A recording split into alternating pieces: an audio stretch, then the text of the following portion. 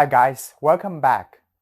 At this stage, I believe you already have a basic idea of what is 8 trigrams and 64 hexagrams, who create them, and what they look like. Today and the next video are going to be interesting because I'm going to give you a broad review of their actual meanings and explain to you why they are drawn in that particular way. Are you ready? Let's go!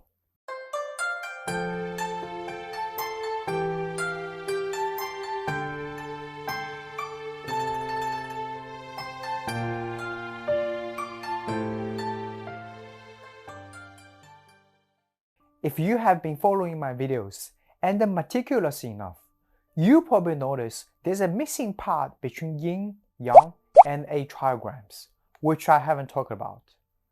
That missing part is how exactly Yin Yang energies turns into the 8 fundamental natural phenomena on Earth. Put it another way, as you can see here, when FuXi used solid line to represent Yang and a broken line to represent Yin, how exactly a 2 single separate lines pattern turns into a 3-line based pattern? Well, in fact, FuXi only added 1 extra line in the beginning. This is what happened. Every day in the morning, especially during winter, even though the sun has risen, we won't feel the heat instantly. This is due to the ground still needs time to warm up, while the atmosphere temperature is already high. If we want to draw this by using Yin and Yang, it will be like this.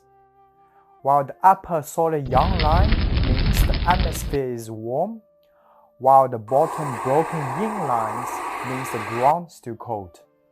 But the exactly opposite will occur during dusk, especially in summer. Even after the sun has set, we won't feel the cold instantly, because the heat hasn't fully gone. The ground is still warm even though the atmosphere is cold already.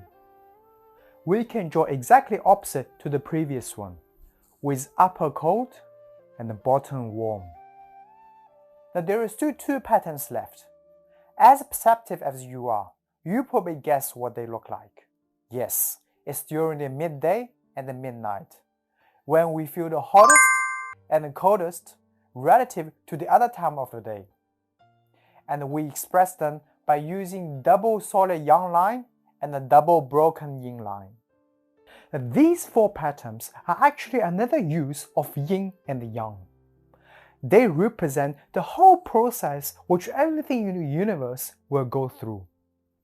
From morning to evening is a metaphor from born, grow, mature, to death.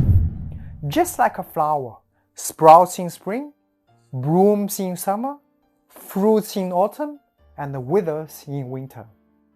So now let's recap what FuXi has done for us. First, he discovered the 2 energies which create everything in the universe. Second, he discovered the whole process which everything in the universe will go through. What a great achievement! However, you know he just didn't stop here. He wants to know how Yin and Yang can be more relevant to us or to the planet we live in right now, which is Earth. Right now, I want you guys to use your imaginations. Imagine you were at FuXi's time. There were no electronic devices, no transport, no light, no any man-made stuff, no language, and we just learned how to make fire. Everything was 100% natural. First of all, the 2 big things on Earth for our experiences were the sky and the ground. If I want you to draw a pattern to represent the sky, what will it be like? Because we feel the sky is indivisible and it contains a lot of layers, just like the rainbow, we would draw it like this. If you don't believe me, next time ask your kids to draw a sky and see what it will be like. The exactly opposite to the sky, the ground is divisible. There could be a lake, ocean, mountain, or cliff stopping where we wanted to go. So naturally, we would draw it like this. Next, don't forget I-Ching is all about change. how can this change apply to the sky and the ground? Let's have a look at the sky first. What is the most obvious thing changing or moving under the sky? It's the wind. What is moving in the middle of the sky? Clouds? We didn't know what a cloud was at that time. It is the fire. When we fire up something, the smoke goes into the air. From a distance, that smoke is just like clouds moving in the sky. But the difference is, we know this is exactly caused by fire. How about above the sky? It is impossible for us to know what is moving outside the sky at that time. Well, the answer is actually in the river. When you stand in front of the river, what can you see? Yes, a reflection of you in the sky. So the river looks like the top side of the sky and constantly moving. We can apply the same principle to the ground.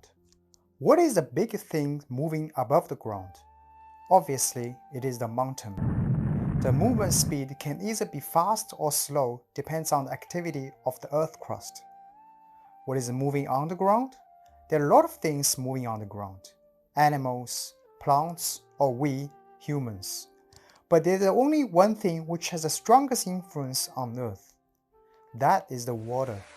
72% of Earth is covered in water. Every moment, they either flow, freeze, or evaporate. The last one is tricky. What is moving under the ground? Well, if you say earthquake, it's half right, half wrong. Remember here, we only consider the most prevalent and at the same time profound phenomena on Earth. Compared to earthquake, there's something else happening more frequently. It is actually the thunder. You weren't scared of thunder if it's only do its job on the sky. Thunder can strike things on the ground, causing severe damage. When it hits the ground, it feels like the whole ground is shaking, just like earthquake. So now we have completed these 8 trigrams. Because of the time, I don't want to make this video too long in terms of why these 8 trigrams are arranged in this particular direction. I will make another video in the future to only explain the reason behind it. Stay tuned. And that's it for this video. I hope you enjoy. I'm pretty sure now you know why these trigrams are named as they are. And you won't easily forget their names after today's video. Now before you go, I have an interesting question for you. Instead of keep making more lines, why FuXi stopped at 3? Now remember, 64 hexagrams are just the 2 separate 8 trigrams putting together. So why FuXi stopped at 3, not making like 4 or 5 lines pattern? Take a wild guess, you'll probably get the right answer. Again, thanks for watching. If you like my videos, please give a thumb up and consider to subscribe to my channel. If you wish to see more videos like this, or if you have any questions, please leave it in the comment section. I will see you in the next one. Bye.